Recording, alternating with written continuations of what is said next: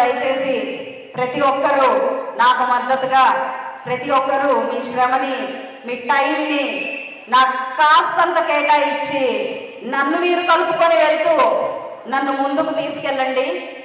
ఒక మహిళగా ఈరోజు నేను ఇది చేస్తాను, అది చేస్తాను అని రకరకాల హామీలు ఇచ్చి నేను ముందుకు రాను. అయితే ఒకటే ఒక మాట చెప్తాను, ఆడపిల్లగా పుట్టాను, ఆడవాళ్ళు పడే కష్టాలన్నీ నాకు తెలుసు. బీసీ మహిళగా పుట్టాను, ఒక సామాన్యమైన మధ్యతరగతి కుటుంబంలో పుట్టాను, మధ్యతరగతి కష్టాలన్నీ నాకు తెలుసు. కాబట్టి అలాంటి కష్టం ఏది మన ఈ పశ్చిమ నియోజకవర్గానికి రాకుండా నేను చూసుకుంటాను. నేను ఉన్నాను మీకోసం, నేను చూసుకుంటాను. ఎన్నో రకాలైన కబుర్లు చెప్తాం మనం, ఎన్ని రకాలు మాట్లాడతాము, అటు పరిగెడతాం, ఇటు పరిగెడతాం, ఆరోగ్యాన్ని చూసుకోం. ఎన్నో రకాలైన సమస్యలు ఉంటాయి, అన్ని ఓర్చుకుంటాం, నవ్వుతూ నుంచుంటాం. అటు ఇంటిని, ఉద్యోగాన్ని, రోడ్ల మీద ఉన్న సమస్యల్ని అన్ని ముందే మనమే వాటేసుకొని పరిగెడుతూ ఉంటాం.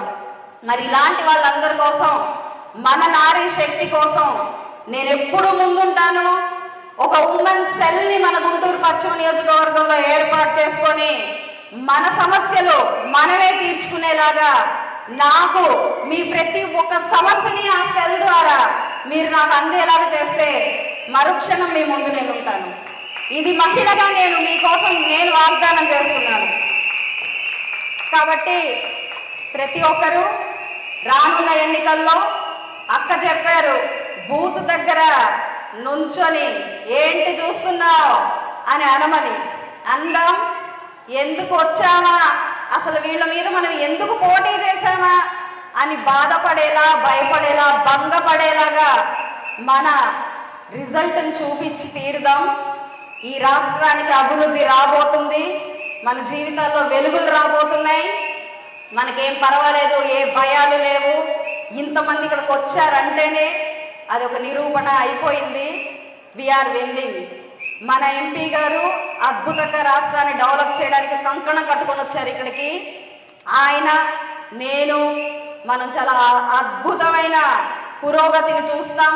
మనం వస్తుంది ఎక్కడి నుంచి? చంద్రబాబు నాయుడు గారు, పవన్ కళ్యాణ్ గారు, బీజేపీ కూటమి నుంచి. అభివృద్ధి తప్ప ఇంకేముంటుంది మనకి? ఏమీ ఉండదు, భయం ఉండదు.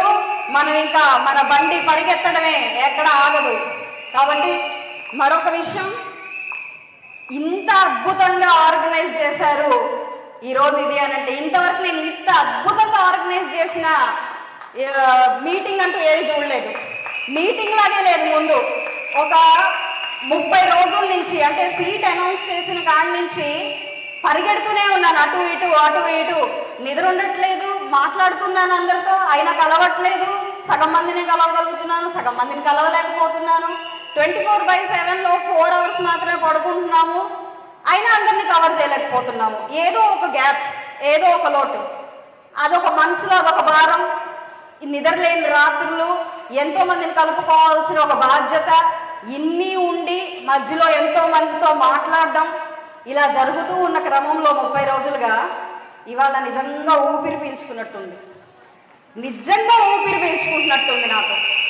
ఎందుకంటే ఎంత ప్రశాంతంగా ఉందంటే, ఒక కిట్టి పార్టీకి వచ్చినట్టుంది నాకు, ప్రసంగానికి వచ్చినట్టు, మీటింగ్కి వచ్చినట్టు నాకు లేదు. ఇంతమందితో కలిసి ఒక పార్టీకి వచ్చినట్టే ఉంది. అంటే ఆడవాళ్ళు ఉంటేనే రౌడీల్లా ఈళ్ళేయగలం, ఆహ్లాదకరంగా మారగలం, శక్తిలా కూడా మారి దింపేయగలం.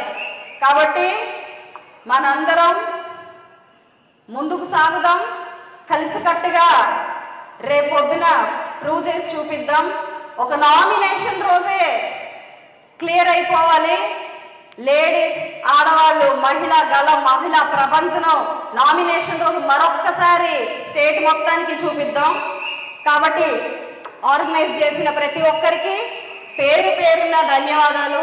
విచ్చేసిన అక్క చెల్లెలకి, అమ్మలకి, ప్రతి ఒక్కరికి పేరు పేరున పాదాభివందనాలు చేస్తూ, ఇంతటి అంటే పిలవగానే అమ్మ రావాలి, అక్క రావాలి అనగానే ఎక్కడి నుంచో వచ్చిన మన రూపా గారికి రత్న గారికి, రజనమ్మకి, నన్నపనేని రాజకుమారి గారికి, అలాగే జ్యోత్స్నమ్మకి పేరు పేరున నేను కృతజ్ఞతలు చెప్పుకుంటూ ఈ అవకాశం ఇచ్చిన ప్రతి ఒక్కరికి థ్యాంక్స్ చెప్తూ సెలవు తీసుకుంటున్నాను.